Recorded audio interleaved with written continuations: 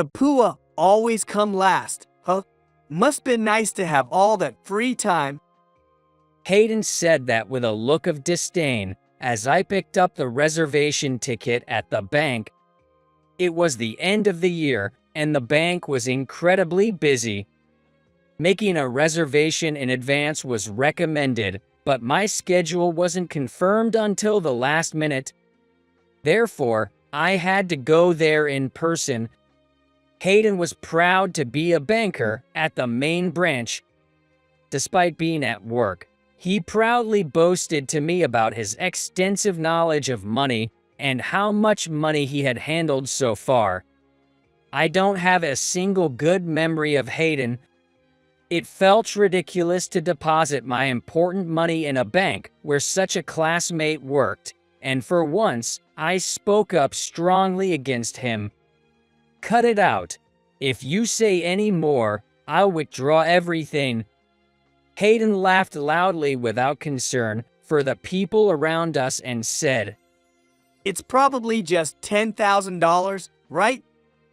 But just then, my number was called.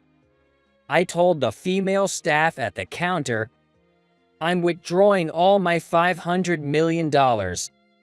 Soon, the branch manager, pale-faced, came to the booth where I was sitting. He sharply reprimanded Hayden, who was confused about what had happened. Hayden has been terribly rude. Hayden, apologize now." However, I did not change my mind. I withdrew all my $500 million and deposited it in another bank. This drastically changed Hayden's life, which had been going smoothly until then. My name is Michael Thompson, 32 years old. Although I'm in my 30s, I have no experience working for a company.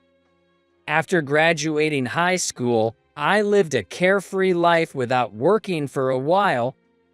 However, recently, I've started to change my mindset and earn my own money. The one who spoke harshly to me was Hayden Turner. He's also 32 years old. As you might guess, Hayden and I were classmates in middle school. Our encounter at the bank was coincidental, but we weren't close during our middle school days. "You got some really nice sneakers there. Rich people are different." Hayden would say that mockingly as he chased after me on the way to school, making it his daily routine. At that time, I was wearing my newly bought sneakers.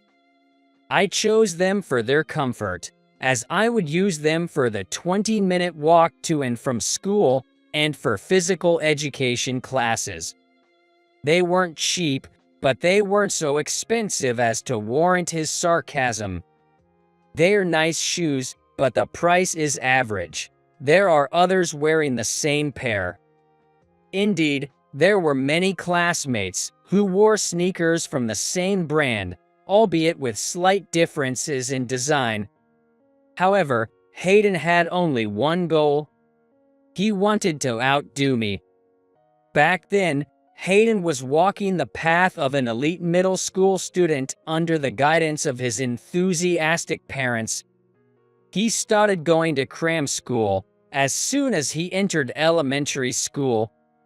Thanks to studying in advance, he always ranked high in his grades. He was also athletic and not bad-looking. Hayden was quite the standout in our grade. He believed he'd be someone amazing, shining in a glamorous world someday. It's a typical teenage dream, really. Hayden truly believed it from the bottom of his heart. His future dreams, as written in essays, varied over time but always involved high-profile professions, like being a celebrity, professional soccer player, or the president. Hayden longed for a glamorous world and sought attention more than anyone else. On the contrary, I hated standing out above all else. During class, I never raised my hand unless called upon by the teacher. I knew raising my hand showed initiative and could work in favor of my grades. However, I wanted to distance myself from the competitive society and live a peaceful life. Michael, considering your future, it would be good to get some experience speaking in front of people. If it's too much, at least try raising your hand in class. It's a waste not to given how well you do on written tests. I was once told this by a teacher who was concerned about my overly passive attitude. Schools these days not only focus on test scores, but also on students' initiative in class. The teacher was worried because, despite my high test scores, my lack of participation was pulling me down. Ms. Nelson, I'm really not worried about my grades. Being the center of attention makes me stressed and sick. Actually, just being in the classroom is all I can manage. I already have my own plan, so please let me keep doing things my way. I honestly told my teacher, it's somewhat well known now, but there are always a few students in a class who struggle with reading social cues, or who are overly sensitive to others' words due to innate brain differences. I was one of them. Trying too hard to fit in could eventually make it impossible for me to even enter the classroom. So, I decided to live at my own pace from the start. My parents, having observed me since I was young, understood what I was trying to say. However, the teacher didn't seem to fully grasp it.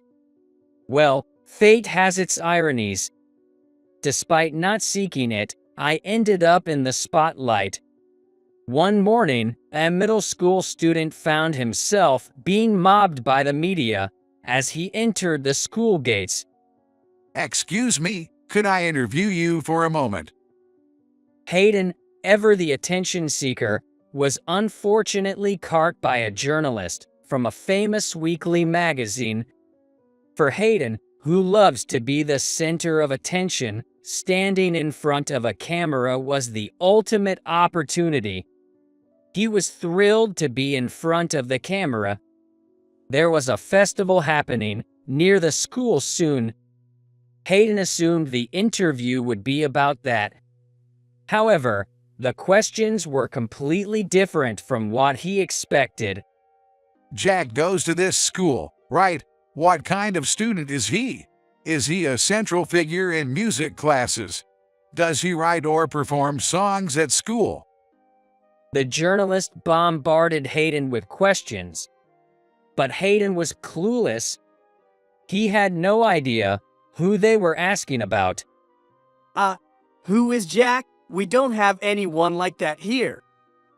He gave the journalist a surprise for not knowing who that was. You know Michael, right? It's said that he's Jack. Hayden was puzzled by the sudden mention of a celebrity's name. Jack was a lyricist and composer. He provided songs to a rapidly rising idol group, but never showed his face. As he was wrapped in mystery, the media was desperate to uncover his identity. No way. He doesn't have that kind of talent. He barely even sings in music class. Sorry, but I have to go. I'm out of time. Hayden refused to believe that Jack, the hitmaker stirring up the public, could actually be me. Hayden had always dreamed of a glamorous world and yearned for social success more than anyone else. What if I had already realized that dream in the world of music ahead of him? If that was true, it would have been nothing but a disgrace for him.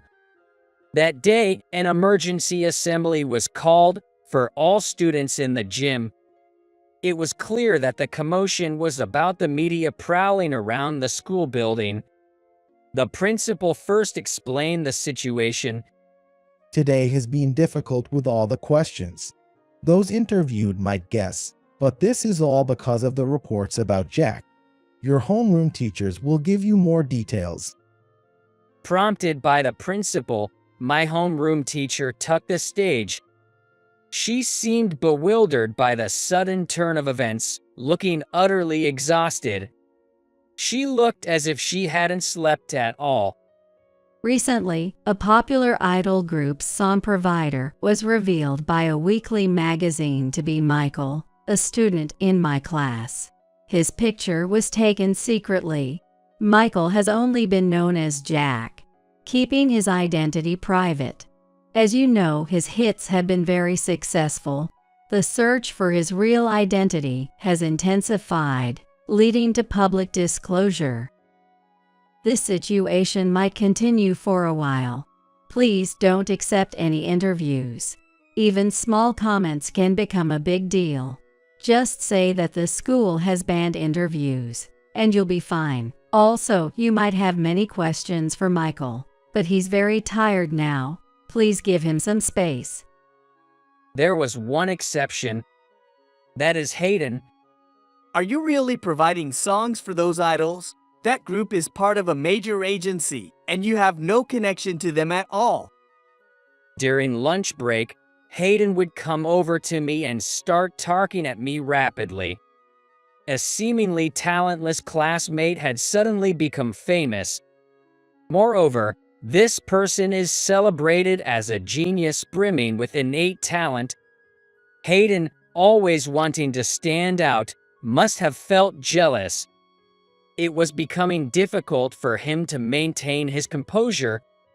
Sorry, I can talk about the details. I don't even know what to do myself, so please give me a break. Come on, don't act all high and mighty. We're classmates, aren't we? How can you prove you wrote those songs? The lyrics deeply express a girl's inner feelings. There's no way you could write something like that. Are you using a ghostwriter or something? I was seen as nondescript student. I understood why Hayden might think that way. The songs I wrote for the popular idol group express the emotional turmoil and conflicts of teenage girls. It would be hard for anyone, not just Hayden, to imagine that I was the one who wrote the lyrics for such songs. The idol group I provided songs for was initially a local act, quietly doing their thing. There was a time when they called for song submissions to enrich their repertory of original music. As someone who enjoyed composing music as a hobby, I applied on a whim at my parents' suggestion. Before I knew it, my submission had made it to the final selection, and astonishingly, was chosen to be released as a single. It must have resonated with the times. Before I knew it, the idol group had risen to national fame, carrying several songs I had created. I provided about 10 songs, all of which became major hits. Some were even chosen for commercial jingles. The fan base was mainly teenagers, but the songs also resonated with people over 40, reminding them of their bittersweet youth. Everyone would probably be disappointed to learn that the person who released such songs into the world struggles with social interactions and lacks any semblance of sociability. I always wanted to stay out of the spotlight and not ruin the song's image, which is why I continued to provide music anonymously just for this idol group. You can think I'm using a ghostwriter if you want. I don't care who gets credited. I'd rather someone else take over. My indifference towards being part of the glamorous probably irked him even more. From that moment, Hayden suddenly began to adopt a condescending attitude towards me. The worst of his attitude came during the unforgettable preparations for the cultural festival. Michael, with all those hits you've made, you must be a great singer. You should do the solo for the choir. He said that, knowing fully well I wasn't good at it. I'm tone deaf. You sing much better than me, Hayden. Hayden indeed had a good singing voice. He's the type who shines when performing songs at gatherings. Normally, he would be the first to volunteer whenever there was an opportunity to sing in front of others. However, that year, Hayden was determined to make me sing.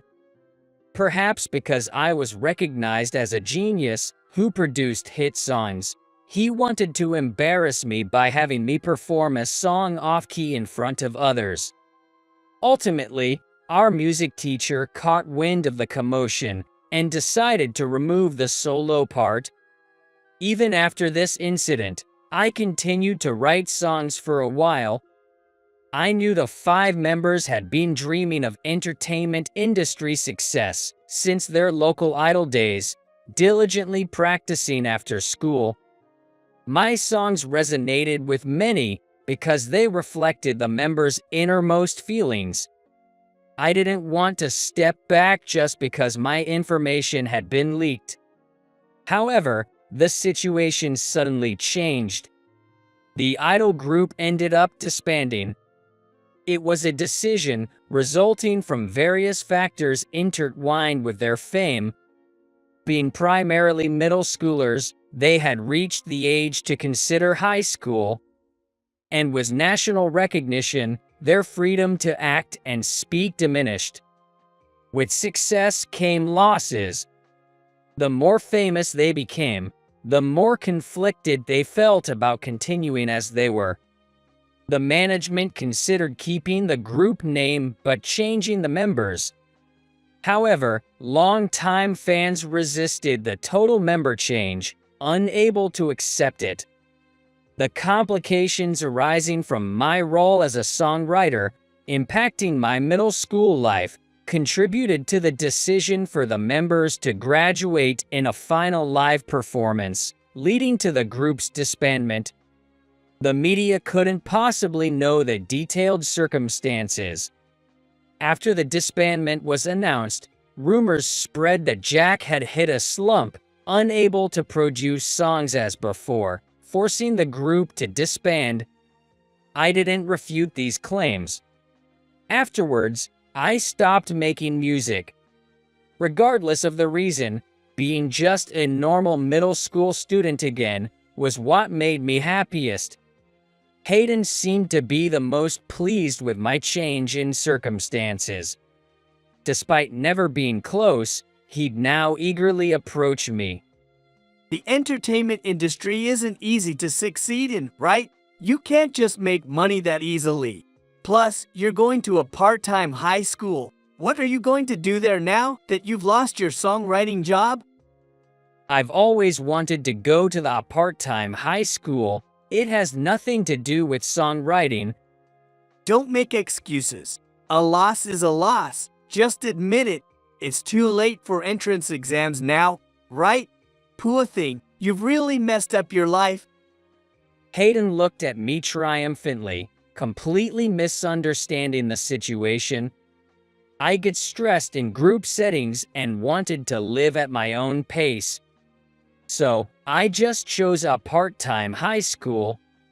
Hayden assumed I chose part-time schooling, hoping for a songwriting career. Hayden, who had attended cram school since he was young, was set to attend the second-best public high school locally. Incidentally, Hayden had to give up on attending the top-ranked high school because, unfortunately, his academic abilities fell short. A girl from our middle school got into that top school. That shifted Hayden's jealousy towards her, freeing me from his attention. The part-time high school was home to students from various generations and backgrounds. While the annoyances of group life were not entirely absent, I managed to lead a reasonably fulfilling student life. As this new life became routine, Hayden gradually faded from my memory. Over a decade later, I unexpectedly encountered Hayden again. This happened when I visited the main branch of the bank to withdraw some of the money from my account. Both Hayden and I were in our 30s by then. The atmosphere had changed quite a bit since our middle school days. However, Hayden's thick arched eyebrows and his somewhat disdainful attitude remained the same as before. As for me, perhaps because I was dressed in a casual, almost student-like manner, Hayden recognized me right away. He approached me with a triumphant look on his face. The poor always last, huh? You must have plenty of time. I was speechless while holding the reservation ticket at the bank.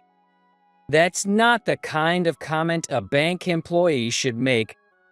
Despite understanding his position, Hayden spoke softly, ensuring others couldn't hear. The bank was bustling at year-end. There were plenty account openings, deposits, withdrawals, and consultations. It was especially crowded at the investment advice counter. People wanted to grow their winter bonuses or secure funds for retirement, and bank employees suggested investing after seeing savings account balances. They were perhaps trying to guide customers through financial products. Individuals who appeared to be bank employees were stationed throughout the place, one of whom was Hayden. Given the congestion during the end-of-year and New Year period, the bank had recommended making reservations online. Due to work constraints, I couldn't finalize my schedule in time, so I decided to visit the bank without an appointment. Here's a number ticket. Just follow the order, and that'll be fine. I ended up making a face that clearly showed my annoyance. Unexpectedly, Hayden began to talk about his career. He must be trying to assert his dominance. He boasted about himself with great enthusiasm, though no one had asked him to. I never thought I'd make it from a branch to a main bank employee. With so many multinational corporations around here, I often have to communicate in multiple languages. It turns out there aren't many people who are quick-witted, fluent in more than one language, and have extensive financial knowledge like me, even in a bank this size. He bragged about his abilities even while on duty. According to Hayden, he had also built a decent personal financial portfolio. Well, my financial assets are only about $1 million. I could save more, but I end up spending it on annual overseas trips. I consider it an investment in experience.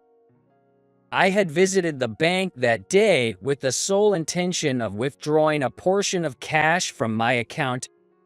I had only opened the account because an acquaintance asked me to. I had absolutely no emotional attachment to the bank. Furthermore, I discovered that a classmate, in whom I had not a shred of trust, was working at the main branch. Being treated with such disdain made the idea of keeping an account there seem utterly foolish. "I'll withdraw everything," I said that, causing Hayden to burst into laughter. Suddenly, he blurted out loudly, It's probably just $10,000, right? His words drew the attention of other customers. My embarrassment peaked at that point. Fortunately, it was then my turn. I informed the staff at the counter, "I'll be withdrawing all $500 million and closing my account with this bank today." The female staff's complexion changed. She tried to persuade me not to close my account. However, my resolve was firm. Sensing this, the staff went to the back. The branch manager, pale-faced, approached my booth. He was urging a confused Hayden behind me. Hayden has been extremely rude. Now, what are you doing? Apologize as well. Even if you say so, have I caused any problem? Don't you understand? Do you not know who Mr. Thompson is? He's a private investor who influences the Japanese economy. We're his main bank, holding $500 million, and you. The branch manager and Hayden's direct supervisor were unaware that a mid-career bank employee could be so disrespectful to a customer. Detailed client information hadn't been shared with Hayden, who had just transferred from a branch. The manager, along with Hayden, apologized repeatedly. But I didn't change my mind. I transferred all $500 million to another bank with trustworthy employees. Hayden offered to apologize in person several times, but I declined. About half a year passed without seeing Hayden. Suddenly, it seems Hayden was severely reprimanded by the upper management for losing a $500 million deposit. After closing the account, there was no need to speak with anyone from that bank again. Despite feeling sorry for him, I ignored Hayden's calls by pretending not to be home. I never thought I'd see Hayden again. However, that wasn't the case. A few months after our encounter at the bank, I once again ran into Hayden by chance. The place of our reunion was an ordinary pub, quite unfit for someone with Hayden's elitist consciousness.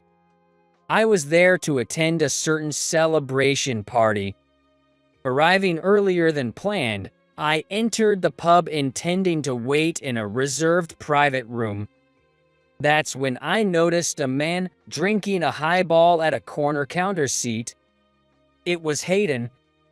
I hesitated about whether to approach him. At that moment, Hayden looked in my direction. Aren't you Michael?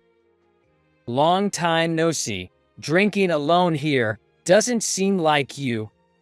The moment I saw Hayden's face, I was at a loss for words. His face was unshaven. He probably hadn't visited a barber in a long while. His hair was grown out and disheveled. The confident expression that once filled his face was now completely gone.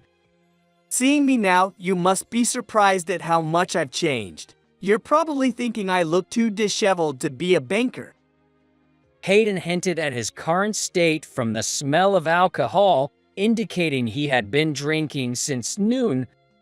Not knowing exactly what situation Hayden was in, I found myself unable to say anything and just silently stared at his face. Then, Hayden downed his highball in one gulp, glared at me, and asked in a rough voice, Why did you have $500 million in your bank account that time? Sure, you released hit songs in middle school, but after the idol group disbanded, you haven't been involved in music at all, right? And you went to a part-time high school. With that kind of educational background, you shouldn't have had the chance to get your hands on $500 million. How did that even happen? Hayden's hand, clutching the empty glass, was trembling slightly. His tone was laden with frustration, jealousy, sadness, despair, and regret. My honest preference was to keep my personal matters private. However, seeing Hayden possibly on the verge of breaking down, I was worried for him. What Hayden needed was to accept the gap between his ideals and reality, and acknowledging his limits while moving forward. I decided to share my story. As you know, I was involved in music production in middle school. I'm not making music anymore. However, I still have a decent income. The songs released back then are occasionally covered even now. They're sung in events and used as background music in TV shows. Thankfully, I receive a substantial amount in royalties every year. I'm terrible at socializing and gave up on the idea of working for a company. So, after graduating high school, I've been living quietly on those royalties. I can say I work as hard as most people here, but in exchange, I've been volunteering. My parents were worried about my weak social connections and suggested I resume music activities. But having been burnt by the music industry turmoil in middle school, I couldn't bring myself to enter the entertainment world again. Then, through acquaintances, my parents introduced me to a volunteer organization. This organization supports children with disabilities or those who struggle in school. They recruit college student volunteers to teach them and organize events to help them participate in society. I was welcomed by Carla White.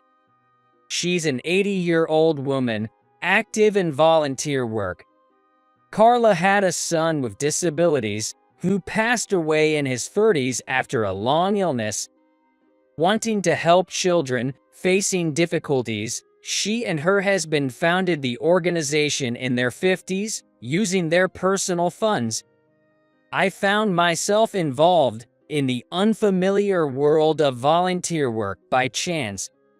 Initially, I was just participating out of consideration for my parents.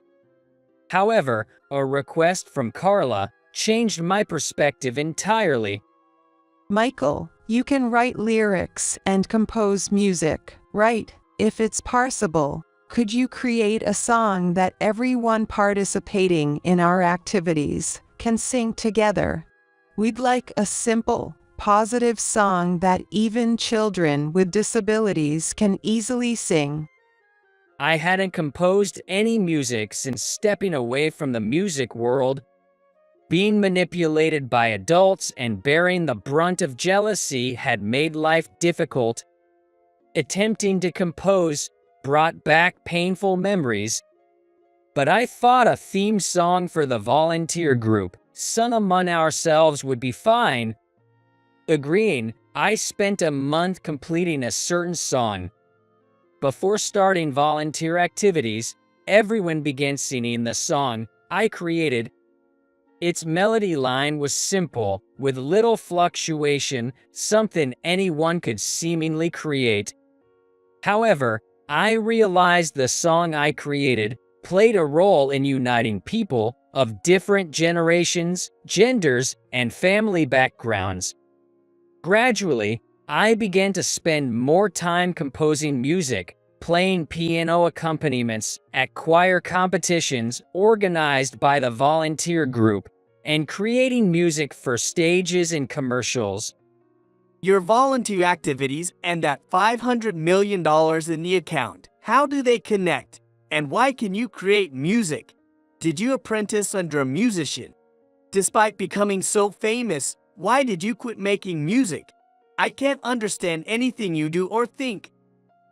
Hayden, dreaming of a glamorous world, was understandably curious about how I succeeded in music and came to possess $500 million. Ever since I was little, I couldn't blend in with groups and often found myself alone. My dad, worried about me, bought me a keyboard. It started as a toy, but soon I was creating my own music. Before I knew it, my room was filled with instruments and recording equipment. I became so engrossed in making music that I'd stay up late into the night.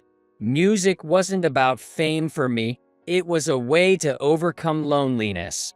As my music became known, I ended up more isolated in class. The adults who approached me were interest-worthy, making me feel even lonelier, so I withdrew. Despite the unfortunate ending, I was grateful for the steady stream of royalties. And that resulted in $500 million. Half of it came from investments. The other half was donated by Carla before she passed. Carla White had died of old age a few years ago. Her biggest concern had always been the volunteer organization she started with her husband in memory of their son. Carla's husband was a well-known landowner in the area. As a result, Carla inherited a substantial amount of assets. However, she had no children to inherit these assets. Therefore, before her passing, she designated me as the head of the organization and donated the majority of her assets to it. Right now, We're constructing an educational exchange facility to increase opportunities for children with disabilities to excel in society. $250 million was from Carla, and $250 million was my contribution. This $500 million is more about the sentiment than the money. All the hardships, worries, conflicts, and of course, the unspeakable joys and sorrows are ingrained in it. After hearing my story, Hayden looked down silently. He was perhaps overwhelmed by the unexpected turn of events. Michael, what's happening? It's time. A woman in her early 30s called me from the reserved private room.